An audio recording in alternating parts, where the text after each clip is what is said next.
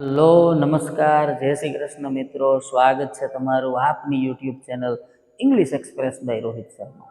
મિત્રો, અહીંયા આપણે જ્યારે આપણી આખી સિરીઝ ઇંગ્લિશ શીખવા માટેની જે આ 90 દિવસની ચાલી રહી છે એમાં અહીં સુધી આપણે બેઝિક ઇંગ્લિશ પૂરું કરી ચૂક્યા.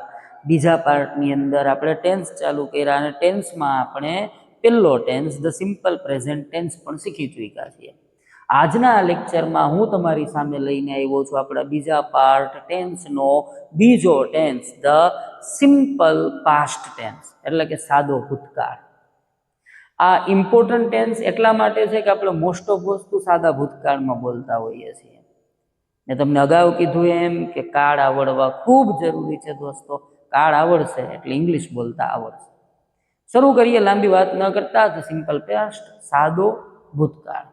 તો પહેલા નંબરમાં તો અહીંયા આજના લેક્ચરમાં આપણે સાદો ભૂતકાળ કોને કહેવાય, એની વાક્ય રચનાઓ કેવી હોય, સાદા ભૂતકાળનું ઇંગ્લિશમાં રૂપાંતર કઈ રીતે થાય, કેવી રીતે એના વાક્યો બને, એના વાક્યોના નિયમો કેવા હશે, એના કાળને કેવી રીતે ચેન્જ કરી શકાય, આ બધી જ બાબતની ચર્ચા આજના લેક્ચરમાં આપણે કરવાના છીએ. ઇમ્પોર્ટન્ટ ટેન્સ છે દોસ્તો, બોલવામાં સૌથી વધારે એનો ઉપયોગ પણ થતો હોય છે, એટલે ટેન્સ આપણે શીખીએ છીએ. ધ સિમ્પલ પાસ્ટ, સાદો ભૂતકાળ. અગાઉ આપણે જોયું એમ એક કાળની અંદર ટોટલ 4 પ્રકારની વાક્ય રચના આવે. 4 પ્રકારની વાક્ય રચનાઓ પણ આપણે ધ સિમ્પલ પાસ્ટ, સાદા ભૂતકાળમાં શીખવાના છીએ. તો શરૂ કરીએ ધ સિમ્પલ પાસ્ટ, સાદો ભૂતકાળ. તો પહેલા નંબરમાં તો અહીંયા સાદો ભૂતકાળ એની વ્યાખ્યા જોઈએ આપણે કે ભાઈ સાદો ભૂતકાળ કહેવાય કોને. આપણે ગુજરાતીથી કાળને ઓળખવાનો છે, ખાસ યાદ રાખજો. સાદો ભૂતકાળ એટલે શું ભાઈ? તો અહીંયા તમારી સામે વ્યાખ્યા આપી છે કે ભાઈ સાદો ભૂતકાળ એટલે ભૂતકાળમાં કોઈ ક્રિયા થઈ અથવા બની એવું દર્શાવવા માટે સાદા ભૂતકાળનો ઉપયોગ થાય. એટલે કે ભૂતકાળમાં કોઈ ક્રિયા થઈ અથવા બની એવું દર્શાવવા સાદો ભૂતકાળ ઓળખાય. સાદા ભૂતકાળની ઓળખ તમારે ખાસ યાદ રાખવાની છે.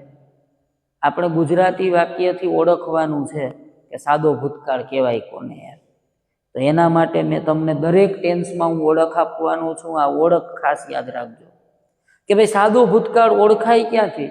તો જો ગુજરાતી વાક્યને છેડે ક્રિયાપદનો ભાવ ખાધું, ખાધું, પીધું, વાંચ્યું, લખ્યું, બોલ્યા, આવ્યો, ગયો, શીખ્યું, ભણ્યું, ગાયું, ખરીદ્યું, વેચ્યું, વિચાર્યું, આવા શબ્દો સાથે તમારું ગુજરાતી વાક્ય મેચ થાય છે તો એ one and only the simple past, સાદો ભૂતકાળ છે. તમારું ગુજરાતી વાક્ય કેવા શબ્દો સાથે મેચ થશે?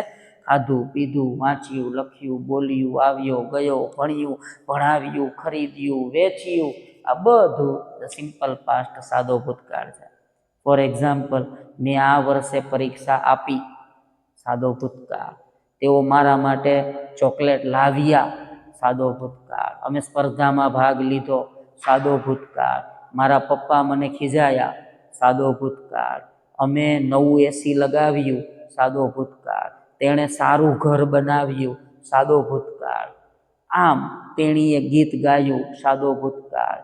અમે સારામાં સારું ડાન્સનું પરફોર્મન્સ કર્યું, સાદો ભૂતકાળ. તેણે તેનું હોમવર્ક પૂરું કર્યું, સાદો ભૂતકાળ. અમે 6 વાગ્યે રેલવે સ્ટેશને પહોંચ્યા, સાદો ભૂતકાળ. હું આજે 5 વાગ્યે ઉઠ્યો, સાદો ભૂતકાળ. પછી મેં બ્રશ કર્યું, સાદો ભૂતકાળ. પછી હું નાવા ગયો, સાદો ભૂતકાળ. ત્યારબાદ હું બસ સ્ટેન્ડે પહોંચ્યો, સાદો ભૂતકાળ. 10 વાગ્યે મારી બસ આવી, સાદો ભૂતકાળ. હું બસમાં બેઠો, સાદો ભૂતકાળ. પછી હું નિશાળે ગયો, સાદો ભૂતકાળ. અમારા સાહેબ 4 વાગ્યે લેક્ચરમાં આવ્યા, સાદો ભૂતકાળ. બ્રેકમાં અમે ખૂબ મજા કરી, સાદો ભૂતકાળ. તો આવું ખાધું, પીધું, વાંચ્યું, લખ્યું, બોલ્યું, આવ્યો, ગયો, ખરીદ્યું, આ બધું આવા શબ્દો સાથે તમારું ગુજરાતી વાક્ય મેચ થાય છે તો એ one and only the simple past, સાદો ભૂતકાળ છે. હજી સરળતાથી કરીએ તો ખરીદ્યું, ખરીદ્યો, ખરીદ્યા, ખરીદી. વાંચ્યું, વાંચ્યો, વાંચ્યા, વાંચી. લખ્યું, લખ્યો, લખ્યા, લખી. ભણ્યું, ભણ્યો, ભણ્યા, ભણી. બોલ્યું, બોલ્યો, બોલ્યા, બોલી. આવ્યું, આવ્યો, આવ્યા, આવી. ગયું, ગઈ, ગયો, ગયા. આવા શબ્દો સાથે તમારું ગુજરાતી વાક્ય મેચ થાય છે તો એ 12 કાર્ડમાંથી એક જ કાર્ડ છે અને એ છે ધ સિમ્પલ પાસ્ટ, સાદો ભૂતકાળ. ચાલો, ઓળખાઈ ગયો સિમ્પલ પાસ્ટ. હવે આપણને જરૂર પડશે એના નિયમની કે ભાઈ ધ સિમ્પલ પાસ્ટ, સાદો ભૂતકાળ, એનો નિયમ શું? સાદા ભૂતકાળનો નિયમ છે, સૌ પ્રથમ તો તમારે વાક્યનો કર્તા મૂકવાનો છે. પહેલો શબ્દ વાક્યનો કર્તા મૂકવાનો. કર્તા મુકાઈ જાય પછી તમારે ક્રિયાપદનું ભૂતકાળનું રૂપ મૂકવાનું છે. સામાન્ય રીતે સાદા ભૂતકાળના ક્રિયાપદના રૂપ પાછળ ઈડી આવે છે, પણ અમુક એવા અપવાદરૂપ ક્રિયાપદો હોય કે જેની પાછળ ઈડી આવતું નથી, એને ક્રિયાપદનું તમે V2 અથવા ભૂતકાળનું રૂપ પણ કહી શકાય. દાખલા તરીકે આ પ્લે છે તો પ્લેની પાછળ ઈડી આવતા પ્લેનું થઈ જાય પ્લેડ. આ વોચ એટલે જોવું, સાદો ભૂતકાળ હોય તો વોચનું થઈ જાય વોચડ, પાછળ આવી જાય ઈડી. એના પછી ફોર એક્ઝામ્પલ આ છે પાર્ટિસિપેટ, તો એનું ભૂતકાળનું રૂપ થઈ જાય પાર્ટિસિપેટેડ. જો છેલ્લો અક્ષર સ્પેલિંગનો ઈ હોય તો ઈડી નહીં, ખાલી ડી લગાવી દેવાનું છે. તો આ જનરલ તમારે સાદા ભૂતકાળનો નિયમ છે, ઈડી લગાવવું એ.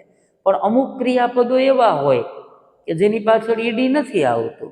ફોર એક્ઝામ્પલ સિંગ એટલે ગાવું, એની પાછળ ઈડી નથી આવતું, એનું ભૂતકાળનું રૂપ V2 થઈ જાય શેંગ. V3 પાછું શંગ થાય, એ અલગ આવશે. અત્યારે આપણે V2 પૂરતું જ જોઈએ. V1 એટલે મૂળ રૂપ, એનું V2 થાય એટલે ભૂતકાળનું રૂપ. તો સિંગની પાછળ ઈડી નથી આવતું, એનું V2 ભૂતકાળનું રૂપ થઈ જાય શેંગ. એવી જ રીતે હું તમને એમ કહું કે અહીંયા છે ભાઈ બ્રિંગ, બ્રિંગ એટલે લાવવું, તો બ્રિંગની પાછળ પણ ઈડી નથી આવતું, એનું V2 ભૂતકાળનું રૂપ થઈ જાય બ્રોટ. એના પછી અહીંયા આપણે એમ કહીએ કે ભાઈ સ્પીક એટલે બોલવું, સ્પીકની પાછળ પણ ઈડી નથી આવતું, એનું ભૂતકાળનું રૂપ થઈ જાય સ્પોક. ફોર એક્ઝામ્પલ આ ગો એટલે જવું, એનું ભૂતકાળનું રૂપ થઈ જાય વેન્ટ. કમ એટલે આવવું, એની પાછળ ઈડી નથી આવતું, એનું ભૂતકાળનું રૂપ થઈ જાય કેમ. તો આમ તમારે ખાસ યાદ રાખવાનું છે કે સાદા ભૂતકાળનો નિયમ છે ઈડી. જનરલી સામાન્ય રીતે ક્રિયાપદના રૂપની પાછળ ઈડી લગાવવાથી સાદા ભૂતકાળનું રૂપ બને, પણ અમુક આવા ક્રિયાપદો હોય છે જેની પાછળ ઈડી લાગતું ન હોય, એને ભૂતકાળના અપવાદરૂપ ક્રિયાપદો કહેવાય, કે જેની પાછળ ઈડી નથી લાગતું. આવા અમુક સ્પેસિફિક શબ્દો જ છે કે આની પાછળ ઈડી નથી આવતું, તો એવા શબ્દોને આપણે પાકા કરી લેવા પડે. બરાબર. સાદા ભૂતકાળમાં સામાન્ય રીતે ઈડી લગાવવું, અમુક ક્રિયાપદો પાછળ ઈડી આવતું નથી, એવા રૂપોને આપણે પાકા કરી લેવાના છે. તો સાદા ભૂતકાળની વાક્ય રચના કેવી છે? સૌ પ્રથમ તો વાક્યનો કર્તા મૂકશું, ત્યારબાદ ક્રિયાપદનું ભૂતકાળનું રૂપ એટલે કે ઈડી, જેની અમુક ક્રિયાપદોમાં ઈડી ન આવતું હોય તો એવું રૂપ મૂકશું, ત્યારબાદ કર્મ મૂકશું અને ત્યારબાદ એના અન્ય શબ્દો મૂકવાના છે. સામાન્ય રીતે સાદા ભૂતકાળમાં ઈડી લગાવવું પડે, પરંતુ અમુક અપવાદરૂપ ક્રિયાપદો પાછળ ઈડી આવતું નથી. આવા ક્રિયાપદોના રૂપો પાકા કરી લેવાના. હવે ઇંગ્લિશ કેમ બને એ જુઓ ભાઈ. સામાન્ય રીતે હાવ સરળ રીત કહું, ગુજરાતી વાક્યનો પહેલો શબ્દ કર્તા મૂકી છેડેથી વાક્યને સ્ટેપ બાય સ્ટેપ ઉલટું કરી નાખો. છેડે આવેલા ક્રિયાપદ પાછળ ઈડી આવતું હોય તો ઈડી, અને બીજું અપવાદરૂપ રૂપ આવતું હોય તો એ મૂકી છેડેથી સ્ટેપ બાય સ્ટેપ ઉલટું કરો એટલે ઇંગ્લિશ એની રીતે થઈ જાય. તમારી સામે અહીંયા મેં જેટલા વાક્ય આપ્યા ને બધા પહેલાં તો સાદા ભૂતકાળના જ છે કે નહીં એ તપાસો જોઈએ ભાઈ. શું આવ્યું અહીંયા? તેણે મારા કામમાં મદદ કરી. મેં ગઈકાલે આ ફિલ્મ જોઈ. તમે તમારું કામ પૂરું કર્યું. રાજુએ તેનું કામ પૂરું કર્યું. પટ્ટાવાળાએ 10 વાગ્યે બેલ વગાડ્યો. આ મદદ કરી, જોઈ, પૂરું કર્યું, વગાડ્યો, આ બધાય કેવા શબ્દો છે? ક્રિયાપદોના ભૂતકાળના ભાવ પ્રગટ કરતા શબ્દો છે. એટલે આ વાક્યો સાદા ભૂતકાળના થયા. હવે ઇંગ્લિશ બનાવવા પેલું સેન્ટેન્સ કે તેણે મારા કામમાં મને મદદ કરી. આનું ઇંગ્લિશ તમારે બનાવવું છે તો પેલો શબ્દ પેલા મૂકશું કરતા. તેણે એટલે કે હી. કરતા મૂકી વાક્યને છેડે જશું, છેડેથી વાક્યને સ્ટેપ બાય સ્ટેપ ઉલટું કરશું. વાક્યને છેડે ગયા. મદદ કરી. મદદ કરવી એટલે થયું હેલ્પ. હવે નિયમ છે સાદા ભૂતકાળનો, સામાન્ય રીતે ઈડી આવે. જો હેલ્પની પાછળ ઈડી આવે છે એટલે હેલ્પનું શું થઈ ગયું? હેલ્પડ. જો આમાં હેલ્પ પાછળ ઈડી ન આવતું હોત તો તમારે હેલ્પનું જે અપવાદરૂપ રૂપ થતું હોય એ મૂકવું પડે. પણ અહીંયા હેલ્પની પાછળ ઈડી આવે છે એટલે આપણે હેલ્પડ મૂકી દીધું. હી હેલ્પડ. એની આગળ આવો મને એટલે કે મી. મારા કામમાં એટલે ઇન માય વર્ક. તેણે મને મારા કામમાં મને મદદ કરી. He helped me in my work. સાદા ભૂતકાળની હકાર રચના. બીજું જુઓ, મેં ગઈકાલે આ ફિલ્મ જોઈ. પેલો શબ્દ આપણે અહીંયા કરતા મૂકીશું મેં એટલે કે આઈ. કરતા મૂકીને છેડેથી વાક્યને ઉલટું કરો. છેડે ગયા. જોઈ. જોવું એટલે વોચ. સાદા ભૂતકાળનો નિયમ છે ઈડી. તો અહીંયા વોચનું થઈ ગયું વોચડ. એની આગળ આવો આ ફિલ્મ એટલે કે ધીસ ફિલ્મ. એની આગળ આવો ગઈકાલે એટલે કે યસ્ટરડે. મેં ગઈકાલે આ ફિલ્મ જોઈ. આઈ વોચ ધીસ ફિલ્મ યસ્ટરડે. સાદા ભૂતકાળનું હકાર વાક્ય. નેક્સ્ટ, રાજુએ સમયસર તેનું કામ પૂરું કર્યું. પેલો શબ્દ આપણે કરતા મૂકશું અહીંયા રાજુ. હવે વાક્યને છેડે ગયા. પૂરું કર્યું. પૂરું કરવું એટલે કે ફિનિશ. નિયમ કયો છે બીજો? ઈડી. તો ફિનિશનું થઈ ગયું અહીંયા ફિનિશ્ડ. એની આગળ આવો તેનું કામ એટલે કે હિઝ વર્ક. એની આગળ આવો સમયસર એટલે કે ઓન ટાઈમ. રાજુએ સમયસર તેનું કામ પૂરું કર્યું. Raju finished his work on time. Next જુઓ, પટ્ટાવાળાએ 10 વાગ્યે બેલ વગાડ્યો. પેલો શબ્દ મૂકશો અહીંયા પટ્ટાવાળો એટલે કે ધ પ્યુન. હવે છેડેથી ઉલટું કરો. છેડે ગયા. વગાડ્યો. હવે દોસ્તો રિંગ એટલે થાય વગાડવું. આ વાક્ય સાદા ભૂતકાળનું છે. પણ એટલે તમારે સામાન્ય રીતે શું કરવું પડે? તો કે ઈડી લગાવવું પડે. પણ અહીંયા રિંગ એ એવું અપવાદરૂપ ક્રિયાપદ છે કે જેની પાછળ ઈડી નથી આવતું. રિંગનું V2 એટલે કે રિંગનું ભૂતકાળનું રૂપ થાય રેંગ. રિંગ, રેંગ, રંગ, સિંગ, સેંગ, સંગ. તો રિંગની પાછળ ઈડી નથી આવતું એટલે તમારે રિંગનું ભૂતકાળનું રૂપ મૂકવું પડશે રેંગ. The peon રેંગ. એની આગળ આવો બેલનું ધ બેલ અને 10 વાગ્યે એટલે કે 10 o'clock. પટ્ટાવાળાએ 10 વાગ્યે બેલ વગાડ્યો. The peon rang the bell at 10 o'clock. Next, આ સિવાયના થોડાક વાક્યો મેં તમારી સામે અહીંયા હું મૂકું છું. The simple past. સાદા ભૂતકાળના જ વાક્યો છે આ. આનાથી આપણો સમગ્ર કન્સેપ્ટ આખો ધ સિમ્પલ પાસ્ટને લઈને ક્લિયર થઈ જશે ભાઈ. ઓળખ આપણને ખબર છે, નિયમ આપણને ખબર છે. ઇંગ્લિશ બનાવવા પેલો શબ્દ મૂકી છેડેથી વાક્યને ઉલટું કરશું. પેલું જુઓ, તેઓ ગઈકાલે રાજકોટ ગયા. પેલો શબ્દ આપણો કરતા મૂકીશું તેઓ એટલે કે ધે. હવે શું કરશું? વાક્યની છેડે જશું. ગયા. જવું એટલે ગો. ગો એટલે જવું. એની પાછળ ઈડી નથી આવતું. ગોનું ઈડી એટલે કે એનું V2 ભૂતકાળનું રૂપ થાય વેન્ટ. V3 ભૂતકૃદંત થઈ જશે ગોન. તો અહીંયા આપણે V2 ભૂતકાળનું રૂપ મૂકવાનું છે. તો they went. એની આગળ આવો રાજકોટનું રાજકોટ અને ગઈકાલે એટલે યસ્ટરડે.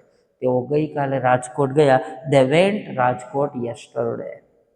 નેક્સ્ટ જુઓ, તેણીએ યોગ્ય રીતે ગાડી શણગારી. શણગારી. ભૂતકાળમાં ક્રિયા થઈ. કયો ટેન્સ થયો? The simple past. સાદો ભૂતકાળ. પેલો શબ્દ આપણે કરતા મૂકીશું તેણી એટલે કે સી. હવે વાક્યને છેડે જાઓ. છેડેથી ઉલટું કરો. છેડે ગયા. શણગારવું એટલે ડેકોરેટ. આની પાછળ ઈડી આવે છે પણ જો અહીંયા ડેકોરેટનો છેલ્લો અક્ષર અહીંયા છે ઈ. જો સ્પેલિંગનો છેલ્લો અક્ષર ઈ હોય તો ઈડી નહીં લગાવવાનું, ખાલી ડી લગાવી દેવાનું. શી ડેકોરેટેડ એની આગળ આવો, ગાડી એટલે કે ધ કાર એની આગળ આવો, યોગ્ય રીતે એટલે પ્રોપરલી, તેણીએ યોગ્ય રીતે ગાડી શણગારી, she decorated the car properly. Next, મેં ગયા વર્ષે આ મોબાઈલ ખરીદ્યો. ખરીદ્યો એટલે મોબાઈલ ખરીદવાની ક્રિયા ભૂતકાળમાં થઈ અથવા બની, આ સાદો ભૂતકાળ. પેલો શબ્દ આપણે કરતા મૂકીશું મેં એટલે કે આઈ. હવે છેડેથી ઉલટું કરો, ખરીદવું એટલે થાય દોસ્તો બાય, બાય એટલે ખરીદવું, પણ બાયની પાછળ ઈડી નથી આવતું. બાયનું V2 ભૂતકાળનું રૂપ થશે બોટ, એટલે કે આઈ ખરીદ્યો એટલે કે બોટ આ મોબાઈલ એટલે કે ધીઝ મોબાઈલ, અને ગયા વર્ષે એટલે કે લાસ્ટ યર, મેં ગયા વર્ષે આ મોબાઈલ ખરીદ્યો, I bought this mobile last year. છેલ્લું સેન્ટેન્સ છે, તેણે વિજ્ઞાન મેળામાં ભાગ લીધો. ભાગ લીધો એટલે ભાગ લેવાની ક્રિયા ભૂતકાળમાં થઈ. કયો ટેન્સ છે આ? ધ સિમ્પલ પાસ્ટ, સાદો ભૂતકાળ. તેણે એટલે કે હી. છેડેથી વાક્યને ઉલટું કરો, ભાગ લીધો, ભાગ લેવો એટલે પાર્ટિસિપેટ, રૂલ છે બીજો ઈડી એટલે એનું થઈ ગયું પાર્ટિસિપેટેડ. વિજ્ઞાન મેળામાં એટલે ઇન સાયન્સ ફેર, તેણે વિજ્ઞાન મેળામાં ભાગ લીધો, he participated in the science fair. આમ આપણે નેક્સ્ટ આજે ટેન્સ જોયો ધ સિમ્પલ પાસ્ટ, એની હકાર વાક્ય રચના આપણે જોઈ.